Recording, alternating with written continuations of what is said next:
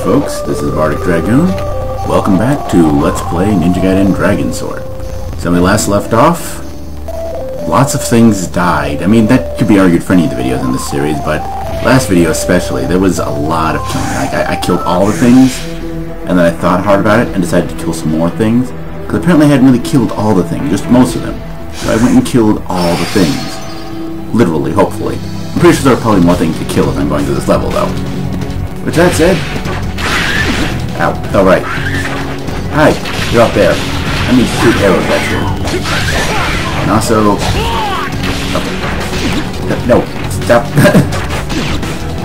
Do not hit me in midair. I'm trying to kill you. Okay, yeah. So... Anyway, this...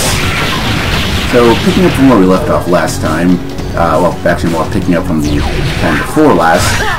wherein we only had one Dark Dragonstone left. We are now about to get the last Dark Dragonstone. And to do it, we have to go to, well, hell, or the underworld. And with our bad, broken, overpowered self, we're going to kill everything. Well, everything we hadn't already killed. Like I said, we killed a lot of things last time. I mean, a lot of things. Oh, yeah, sure. Give me... Oh, yeah, sure. Give me the red essence after I've already killed everything, and give me enough time to absorb it.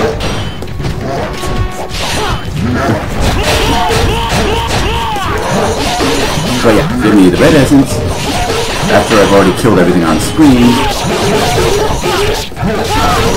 But before I have, with enough delay between the next group, next wave of enemies, for me to absorb that red essence. Thank you, man. I sure thoroughly enjoy how much you hate me. Actually, not really that then. This level is actually kind of the point where the game just stops becoming as interesting. Because, well, I pretty much just, well, you might notice I'm commentating more because I'm not really paying as much attention because I don't need to. Well, for most of them. There are some exceptions. For example, this room will require a bit of paying attention because I have to do those things. There we go. And I suppose I could just do what I was doing in the previous video. Well, not the previous video, the one before that. I don't know what video is what anymore, apparently. But I just kind of spammed exploding arrows because those things are kind of overpowered.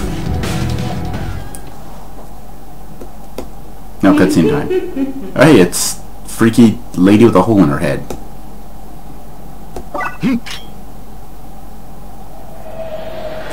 Oh, there she is.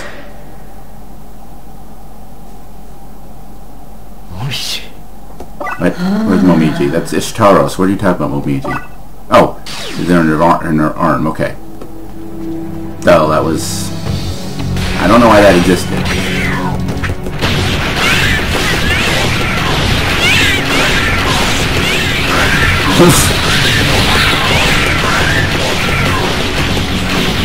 Like I said, fire arrows, or exploding arrows, whatever they're called, a little overpowered.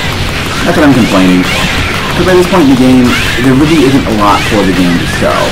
I mean, I did praise it early on in the game for the fact of keeping its moveless simple, but the problem is, I think it might have gone too far in keeping that moveless simple. I mean, keeping it simple does allow for... Oh, right away. Yes, they've decided to replace bats with demons, because... I don't know, they hate me? Okay, let's see the idea. Okay, how about this?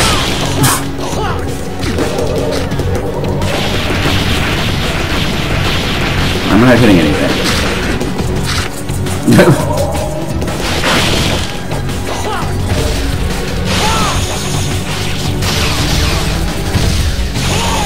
Okay, they're all dead. I took way more damage than I should have at that. Unfortunately, I'll have to do that again later. But yeah, like I was saying, it almost goes too far in keeping its moveless simple. I mean, oh.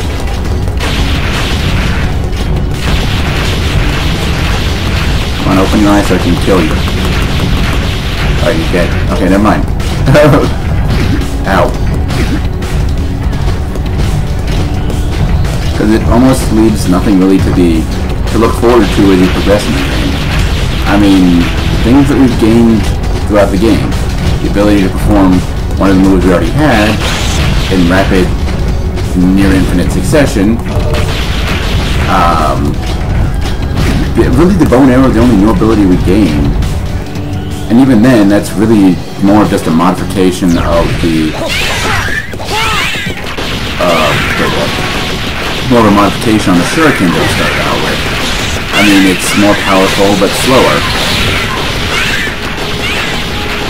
And then, yeah, and then we gain the exploding arrows, which arguably kind of their own thing. I mean, just look at how much havoc I'm wrecking here. If I had the regular equipment, it wouldn't be working. But I don't know whether it's just they weren't properly balanced, but they also don't really feel exactly like the arrows. There's maybe a negligible difference in speed. I think the exploding arrows might move like a few milliseconds slower.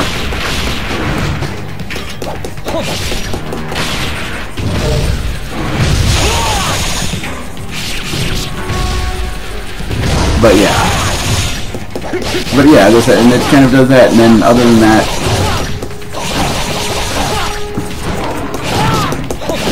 there we go. And yeah, so pretty much we've got the same toolset we started the game with, which isn't a bad thing necessarily. I mean, lots of games do that, and it works for them perfectly. But I guess in a way, the game just doesn't really feel like one of those games that's designed in mind with keeping its move list straightforward and continuous from beginning to end. Ninja Gaiden, the full releases have been ones that have been games that have kind of worked with having a move list that changes and varies up as you go along. But I guess it's probably part of the reason why a lot of people didn't like Ninja Gaiden 3.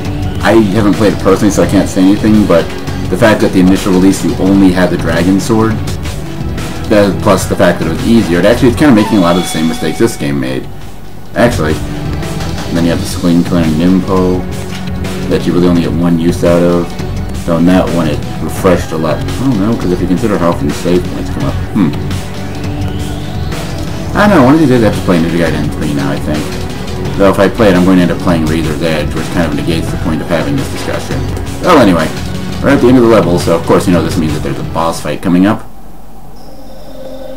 And apparently we're going to fight Ishtaros if I... Yep. Her and her weird hole in the head, and does she have 8 eyes, or is that just her helmet? Well, actually, no, I guess with the jewel she might have 9 eyes. I don't know.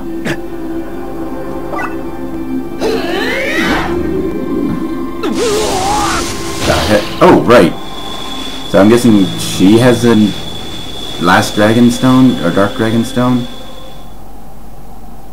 Well, I mean, she had the last, now she has all of them. That's probably bad. Yeah, we probably should do something about that. But first we'll watch cutscenes, because why not?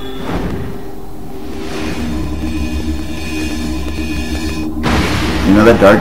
I mean, it looks cool when you can actually see her, but in the silhouette, look like she has an eye on her shoulder. I think they actually did that with one of the Fiends in one of the other games, so... yeah. It just occurred to me, she doesn't have nipples. I mean, I guess that makes sense. This is a game on the DS, and even though I think it's rated M, it's still a game on the DS. You really don't expect to see nipples in a game on the DS. But I just... I mean, I guess it could also make sense biologically. She technically isn't a mammal. I mean, she's a fiend. However, those are classified biologically. So, not being a mammal, she has no need for nipples. But that raises the question, if she doesn't need nipples, why does she have breasts? This is a strange discussion. And I don't really have a solution here. So, yeah, let's jump into a boss fight. Well, not really jump into a boss fight. Let's jump into a forced segment that feels like a boss fight, except that...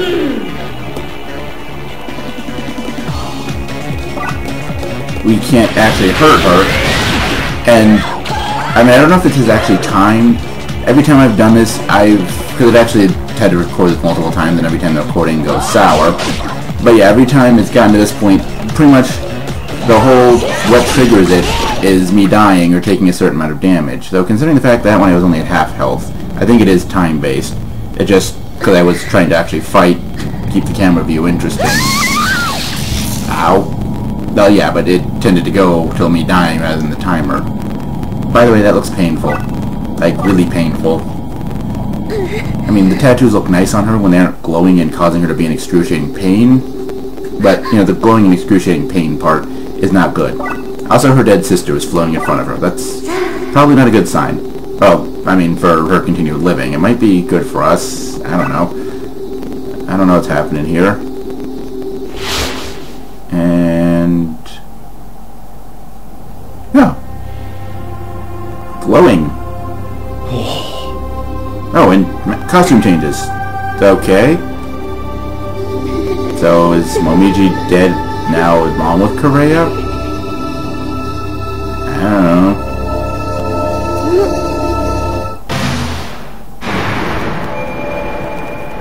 Oh, whatever just happened. Apparently we just got that jewel. I forget what it was called. But we have it now. So, that makes us even more badass. Because, I mean, there was this distinct lack of badassery here with this ninja stuff, you know? And... whoa. You know, that sound clip kind of ruined the awesomeness of that scene. But yeah, now we can actually hurt her. And actually, for once, the boss is actually better to go with the sword. Stop snapping your arm. That's just kind of weird. Ow. Of course, we do have to really watch out for what she's doing, because she can cause some damage. Ow. And this is a good time to show off one of our new ninpo. This one. I hope this is the right one.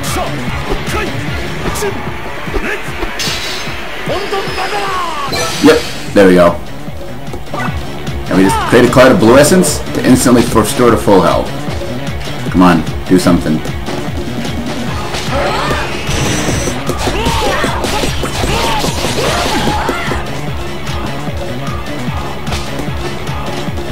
Come on. Ow. Ow. Pay attention to what's happening on the screen. It's a good thing to do.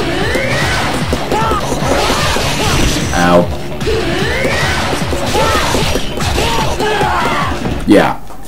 So, like I said, the boss, it's one we really do want to use a sword more often than anything, though ultimate techniques are still not your best option.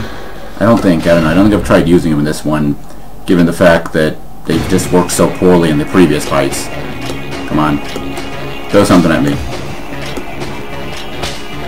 Stop snapping your arm.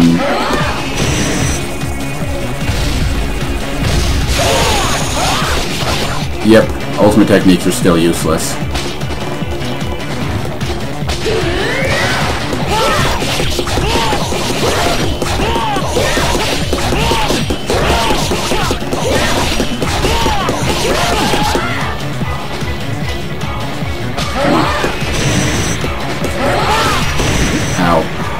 I really hate that laser, because it kind of comes out of there.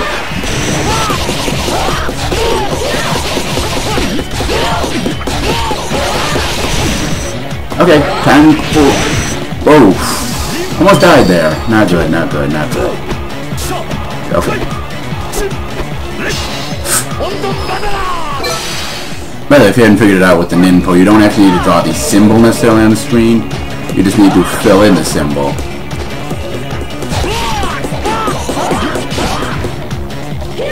Because thigh-high leather boots and a whip arm, she had to have some kind of combination thing going on.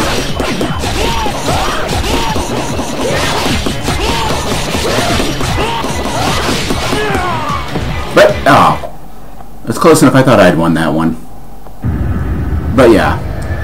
Like I said, this one, it's not that the arrow is bad necessarily, but just the whole cutscene powering your katana up to being a freaking lightsaber here. Yeah, the only thing is you really gotta...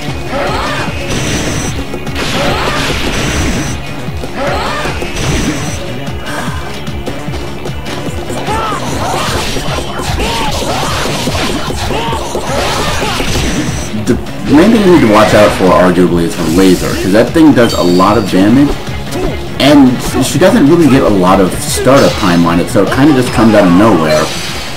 And she can apparently use it even while you're attacking her. I really hate that laser, just saying.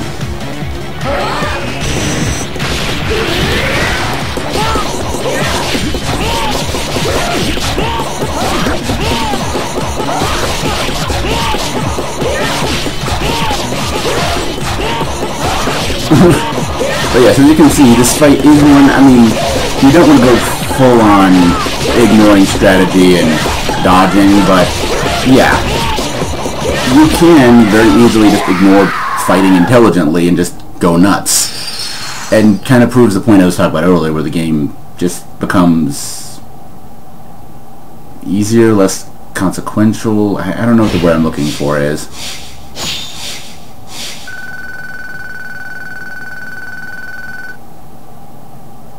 So, what's our score?